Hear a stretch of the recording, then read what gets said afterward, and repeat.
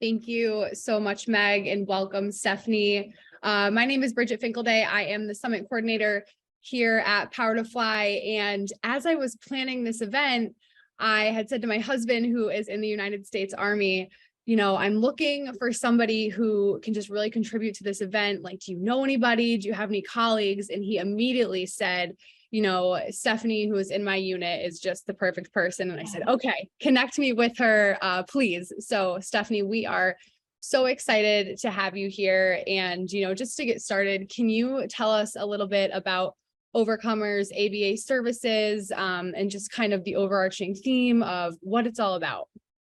Thank you for having me. I am excited to be here as well. So basically, Overcomer's ABA Services is a company that really specializes in providing behavioral therapy. Sometimes people don't know what ABA is, so we're trying to really branch into, several, markets to really publicize the field of ABA and bring the best quality services to children with autism. For the most part, we do service children with autism, but we also focus on developmental disabilities in general, like developmental delays or learning disabilities. But for the most part, we are only servicing New Jersey for now, but we do plan to increase and scale out a little bit to other areas as well. Amazing. So is this all in person? Do you have like virtual offerings? How does it work logistically? So this is all in person because ABA is kind of difficult to do otherwise. So everyone is one-to-one. So anytime we bring a client on board, they will also have a therapist on board to work directly in their homes with them. So we do provide in-home services. Amazing. Amazing. So, as you've kind of gone down the road of getting into behavioral therapy and things of that nature, at what point did you start to think, okay, instead of going and working for somebody else, I really want to start my own company and create, my own brand surrounding this? Yeah, I think because it is a growing field, I would say I figured that out early on, right? So it is a growing field. And I think once you come into a field that's still growing, there's always room for more, right? And I think once everybody has a different perspective on how certain things should be done, sometimes it could be, a little bit problematic, but for the most part, I think it's beneficial. So you might get a professional that likes to do something a certain way, but then you might see it a different perspective, which can benefit a whole nother population that was not accessed before. So I think once I noticed, especially being minority, that also was not something that was as accessible to other people that look like me. So just branching out and realizing that there is an area that needs to be filled was like my main motivation. Incredible. Now, is this team, is it a team that you have built or is it just you? So initially it was just me, right? Great. Having a business plan and just doing everything on my own. But as time grew and went past, we started growing our team. So now there is a team, thank God, but it's still growing, but we are looking literally every week. We're doing like a hiring process to bring people on because it is scaling so quickly. That is incredible. I think something that's not talked about enough is when someone starts their own business, you're the sales, you're the marketing, you're the accounting, like you're doing all of it. What was that like?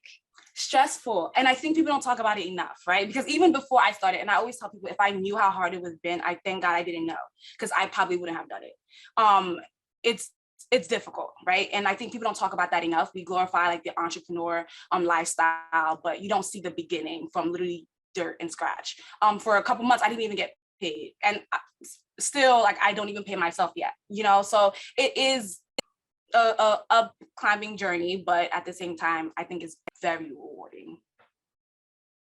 Amazing. So, as we consider your time in the military and how it has impacted you both positively or negatively as you've kind of built this incredible business, what are the skills or the learnings that you've taken through your time in the Army and then, becoming a founder? Yeah, so I will say one thing about me, I could be very indecisive. So sometimes it's hard for me to like stick with the decision that I made. And really from joining the military, I've learned to make a decision quick, right? Make that decision and stick with it, because doing otherwise could really jeopardize not just you, but a whole team. So taking that and moving into the corporate industry, the business side of things, really taught me you might not know everything. You might not know exactly how this thing will turn out at the end or how this decision will affect you, but trusting that, okay, this is the next thing I have to do, and just sticking with that decision and not flip-flopping back and forth. Yeah. Yeah, definitely. I want to stay on the topic of your time in the military. Now, are you still in, or are you out now? So I am a veteran now. So I am done. You're Completed done. 6 years. Yeah. How does that feel?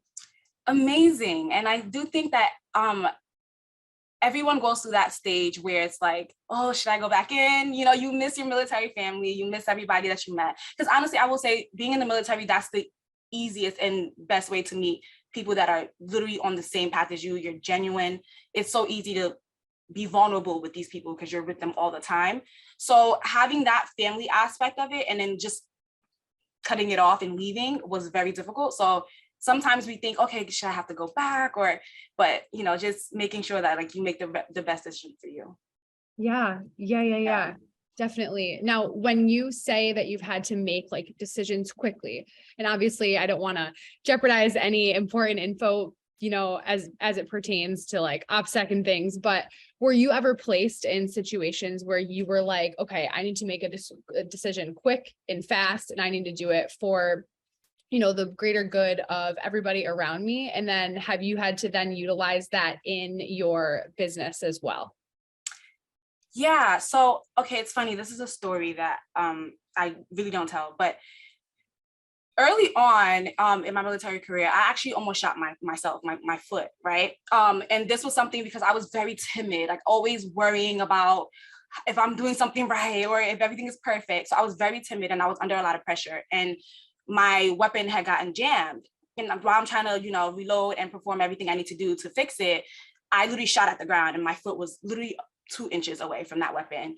And right next to me was another battle. So to be honest, that could have very been something that I could have regretted for the rest of my life. But just making the changes, like last minute seconds that you need to really shift the whole scenario was exactly what saved everybody in that situation. So. Right. Yeah. That is, that's wild, but also like making decisions in those moments, I feel like gives you the confidence to then, okay, I trust myself. I can go make decisions. Awesome. Amazing. So you were talking a little bit about, you know, being on the same path as folks in your unit or just around you in general. How did you not use that, you know, leverage that network to start to build your business? I will say it is a little bit difficult, right? Because I think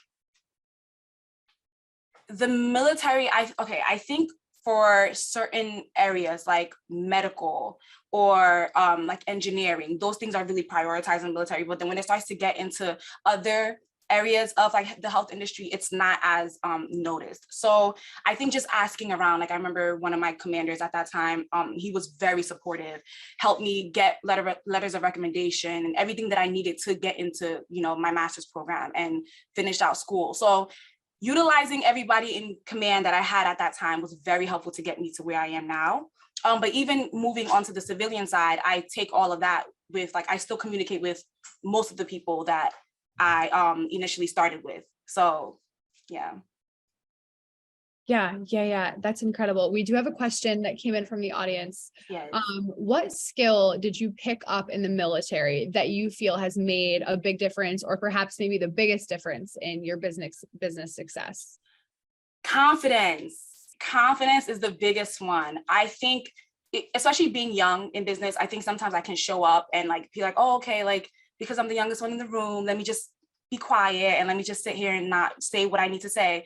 But I think like being in the military has given me that confidence that I need to walk into any room, speak up with my mature voice, and just be exactly who I am in that moment, right? If it's a leadership position, I should be that. If it's a servant position, I should be that. So just really knowing what role I'm playing in that moment and acting on that with confidence. Oh, the concept of leadership and servant, and then also the concept of servant leadership when needed. Yeah. Can you give perhaps a couple examples where you kind of came into a situation and you were like, okay, I need to be the leader here. I kind of need to take control. And then maybe another example of where you were like, okay, I need to support this person so that as a team, we can be the best we can be. And you want from like the civilian point of things, or? Either one, whatever kind of just comes to your mind. Yeah, I think like even with hiring and working with employees and things like that, I think trying to provide good feedback, right? So letting people know what it is that is going on that they could improve on, or the things that they're doing amazingly. Being in that position to almost sculpt the trajectory of somebody's career is like honorable to me. So the fact that I'm able to do that, I don't take that lightly. And I take like things like feedback and even just collaboration very seriously. So in situations like that, yes, I can, step into the position and say, I need to take control of this. And then in other situations where it's like, I need to sit back and learn, because I am a BCBA. So I continuously have to take continuing education credits to keep brushing up my skills. That is when I know, okay, I need to sit back and learn from those who have been in this longer than me, who know more than me on every aspect. And the same thing as well with the military side. When I left, I was a sergeant at that time. So prior to that, you have a whole history of taking commands. And then you get into a position where, all right, now it's time for you to give these commands. So on both sides, I've definitely been both roles. Awesome. That definitely resonates a lot, especially with the concept of just being able to sculpt people's careers and having, such a great impact on them. So as you kind of started to build this business, you were coming out of the military. What was that transition like for you? Yeah, I would say it was interesting. Even with one of my friends now that she's still in, and we always talk about me coming back, right? So I think it was hard to let go. And it was a shock for me because now I'm like, okay, now I'm a civilian. And it's so funny because like, not to like talk down on anything, but it's like now this whole aspect of like my identity is no longer attached to me. So letting go of something, not having something define me, I guess, was like the biggest switch. Stephanie, do you feel like there are enough resources for folks who are transitioning out of the military? And, there's kind of a couple different scenarios. There's folks who've been overseas, seen a lot, been in it, but then there's people that also, they've served, they've been alongside their great friends. They have this identity that's so embedded in the military, and it's kind of time to transition out of that. And even that transition can be difficult. Yeah. Do you feel like there are enough resources right now? I will say, I think like there is room, right? There are resources. And I also think if the resources are there and people don't know how to attain them, then it really doesn't matter what there is, right? So I think there are resources. I just don't think there's enough information on how to access these resources. There are things that I didn't even find out until later on after I had already left the military. And these are things I should have been, made aware of while I was there. So I do believe that some people, like you said, there's a population that literally this is their entire life. This is all they know. There's the other aspect of like the social, I think is very overlooked. People look at the financial a lot, but the social is very overlooked, right? If you've been in the military your whole life and all you have are military friends, military families around you, and you leave that, you literally are in isolation. So focusing on that mental aspect, that social aspect, I think is very overlooked. Yeah. Something that I've actually discussed with my Power to Fly colleagues here a lot, and I'd kind of just love your opinion on it, is sometimes folks will see people wanting to join the military because they want to carry a gun and they want to do all these things. But, sometimes it's just the bottom line of there's a paycheck, there's health insurance. A lot of people don't have the privilege of going to college otherwise. What's your take on that of, reasons why you've seen people join the military that are outside of the want of just having power, carrying a weapon, wearing the uniform, which I think there's a lot of stereotype around that. Yeah. And I think it's funny because it's almost as if when you come, because for me, I'll be quite honest, I joined because I couldn't pay for school. So, and this was the way for me to actually get through school. So, but I think there is a stereotype. Sometimes you might not even want to mention that because they're like, oh yeah, you're not patriotic. Like, it's this kind of like stigma against people who come for other reasons. So I think just literally letting that stigma go, let people join for whatever reason it is that they're there. And so we can all have a different perspective and we can literally collaborate as coming from different walks of life. Yeah. Now, if you were in conversation with someone who is considering transitioning out of the military or is transitioning out of the military, maybe they want to go into a corporate role, or maybe they even want to found their own company or something like that, what are maybe some tips or ideas that you would share with them?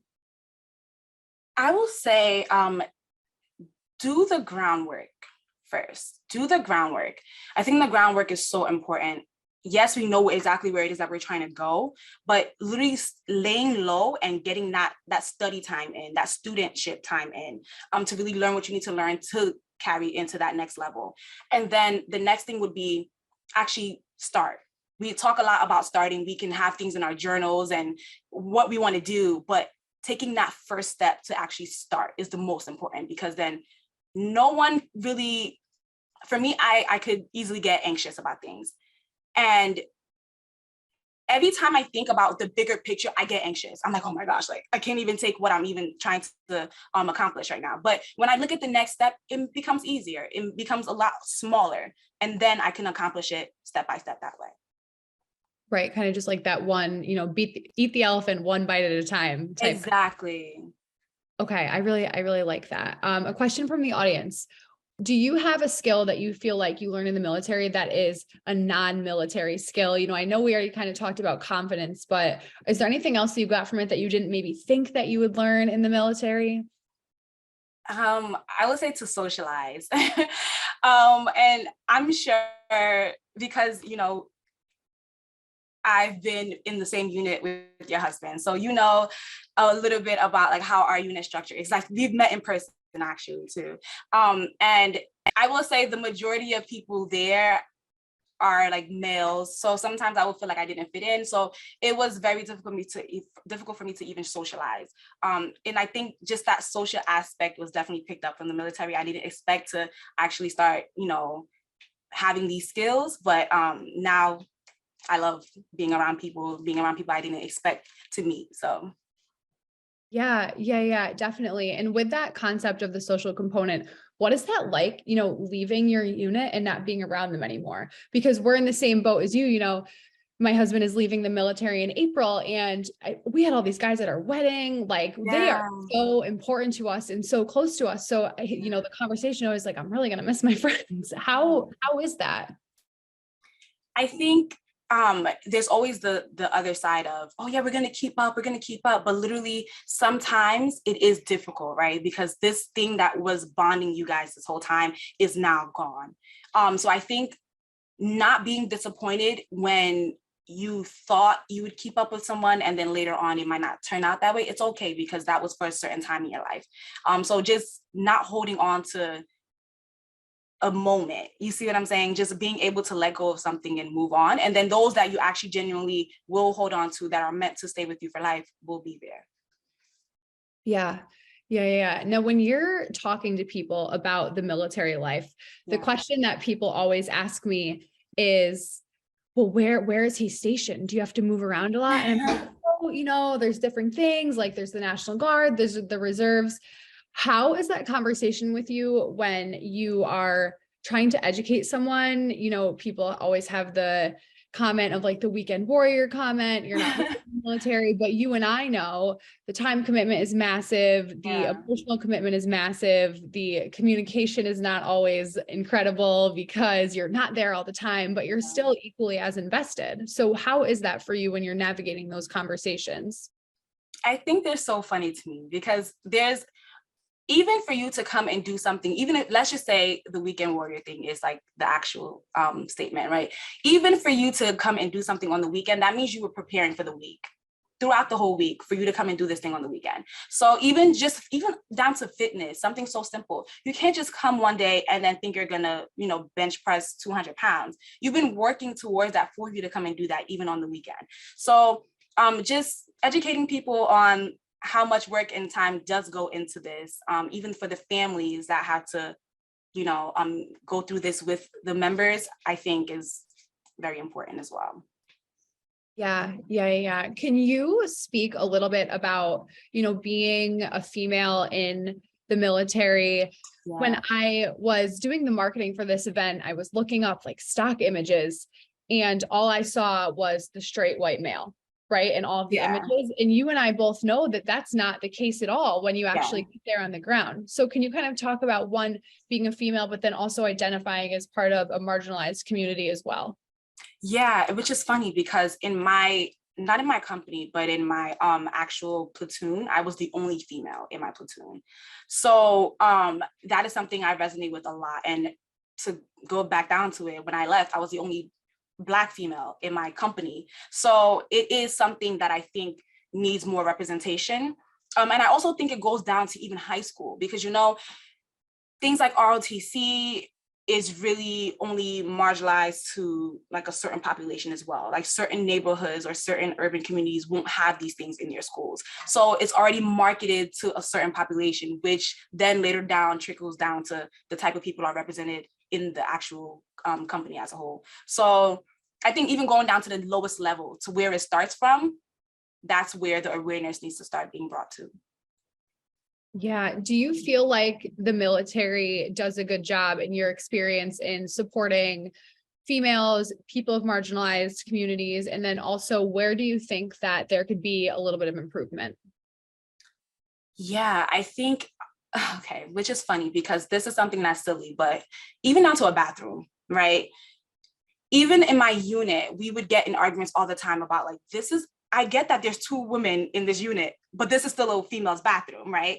Like even down to something like that, that should be respected. I think moving to the lowest level, I always talk about the lowest level because that's where we have to start and work our way up.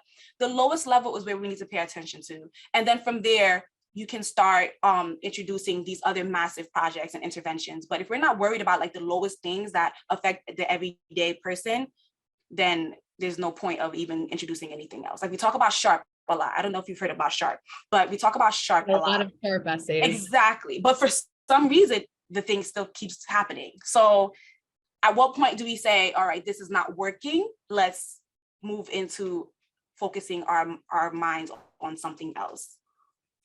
Yeah, absolutely. And just, the phrase of this is how we've always done it, I feel like can come up a lot. What do you think would have to, happen for there to be a little bit of change, as it pertains to maybe different SHARP policies and the severity of it? Yeah, I think one major one was very weird for me because it mentioned how once you make it an official complaint, then it's no longer deemed as like confidential with just you and that person. So even little things like that, even though it might be an official complaint, just making it still confidential in a way that the person will not be afraid to come forth.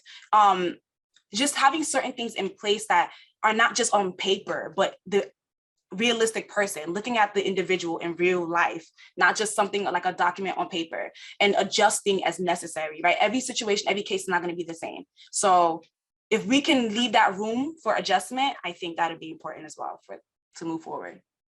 Yeah. And for everyone listening, Stephanie and I are referencing something called SHARP, which is the Sexual Harassment, Assault Response and Prevention Program in the United States military, which, as we're talking, I think that we're just going to have you back for an entirely separate conversation around that. It's, so important for all the reasons that we know. So we'll definitely have to get into that a little bit deeper for sure. One more question from the audience.